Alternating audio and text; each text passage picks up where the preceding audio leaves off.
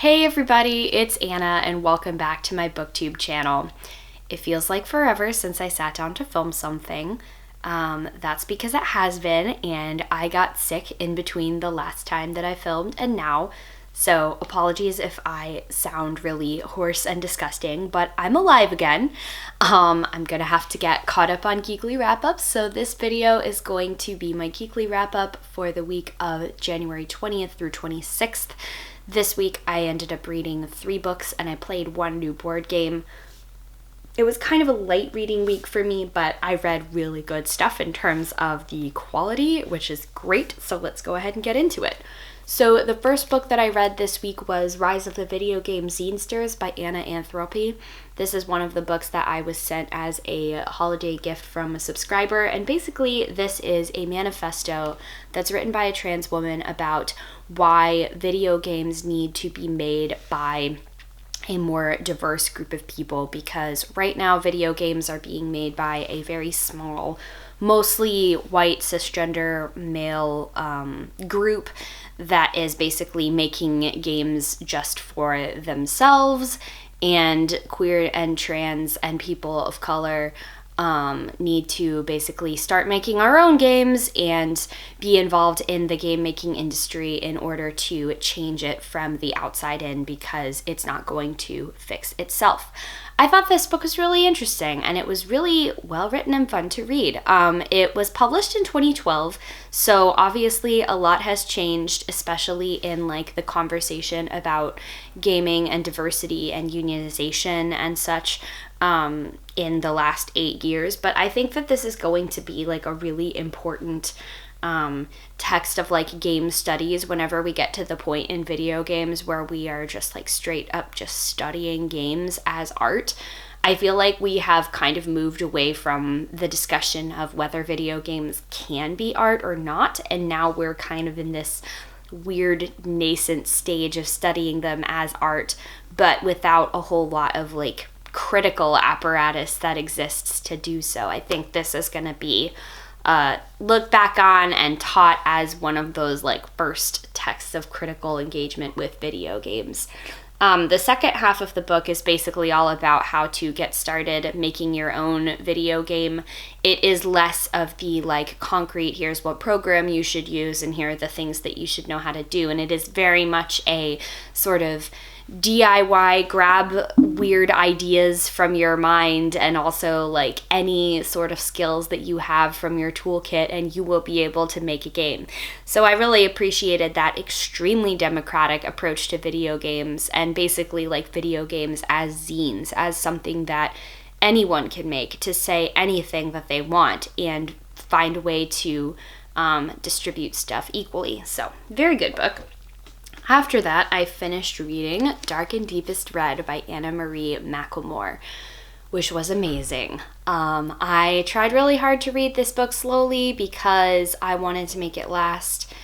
And considering that it took me a week to get through, it's like, yeah, that's about as slowly as I could read this. But I loved it so much. It is a retelling of the story of the red shoes that make you dance until you die, but it has a different twist on it because it is a lot about like the red shoes are kind of a stand-in for what it takes to assimilate and survive and stuff if you are part of a like minority group or minority culture or something like that. So it takes place in a couple alternating timelines from the 1500s where there is this Roma girl who has to basically go stealth. Her and her aunt have to go stealth and hide that part of their identity because they know that the people in the town that they're living in will try and get them in trouble with the law and kill them, torture them, etc. if they find out the truth about who they are. She is also falling in love with a trans boy who similarly has to go stealth in order to protect himself. And then there's also the like modern day characters that are not necessarily in fear of, you know, being witch hunted out of town or anything like that, but they have to hide certain parts of themselves. And then this is about their reckoning with what they have kept hidden and what will out, because they are ultimately very proud of who they are and proud of the cultures that they come from.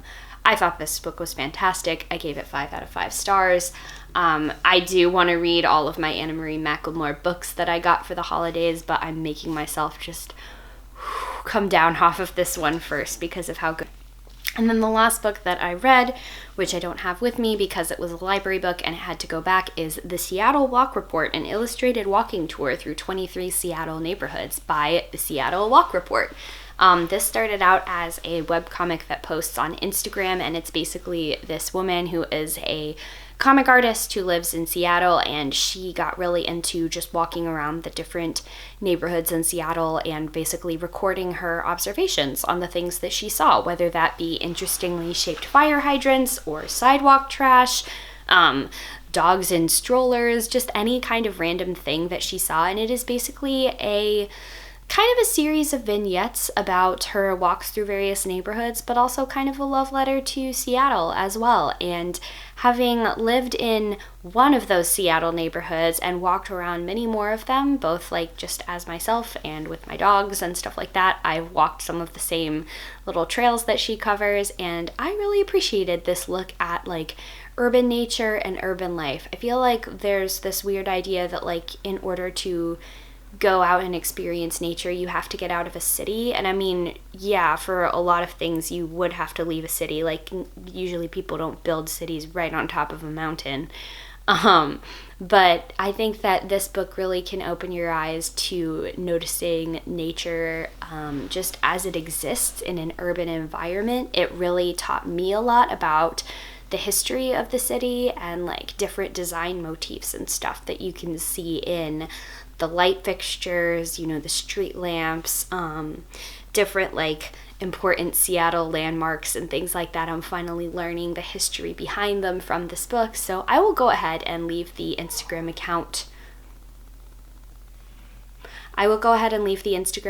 Linked down below if you would like to follow that. But I thought that that book was pretty great. It gave me a lot of ideas for my own comics that I want to make and that I want to write, and I think it's going to inspire me to go on some new and interesting walks. Then I ended up playing one board game this week. It's called Patchwork. Now, Sean and I are trying to basically go through all of our board games this year and make sure that if there's anything that we haven't played in a while, we give ourselves like a month to play the games that we select that we need to get played that month.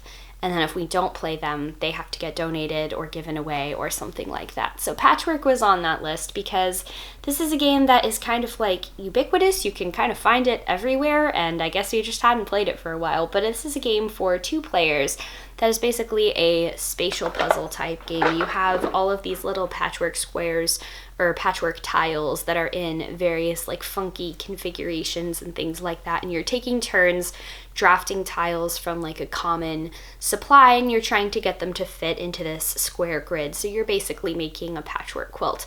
And then there's the trade-off between things that cover a lot of space as well and tiles that give you a lot of points but don't cover as many spaces. And it's just a really fun game to play. Like, it's pretty simple, so like you can just sit around and enjoy a good conversation and a cup of tea and play this game. I really recommend it for 2 players.